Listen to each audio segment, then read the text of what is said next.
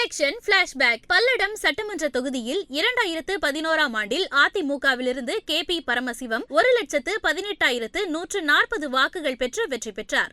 கொங்குநாடு மக்கள் தேசிய கட்சியிலிருந்து K. பாலசுப்ரமணியன் 48,364 வாக்குகள் பெற்று 2ஆம் இடம் பெற்றார்.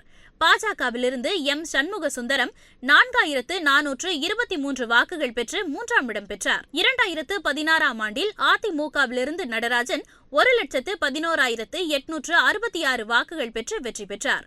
திமுகவிலிருந்து கிருஷ்ணமூர்த்தி 79,692 வாக்குகள் பெற்று 2ஆம் இடம் பெற்றார்.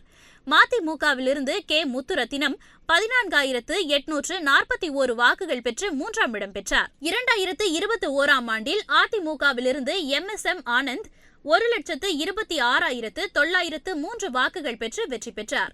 மதிமுகவிலிருந்து K. முத்துரத்தினம் 94,212 வாக்குகள் பெற்று 2ஆம் இடம் பெற்றார். நாதகவிலிருந்து சுப்பிரமணியன் 20,524 வாக்குகள் பெற்று 3ஆம் இடம் பெற்றார்.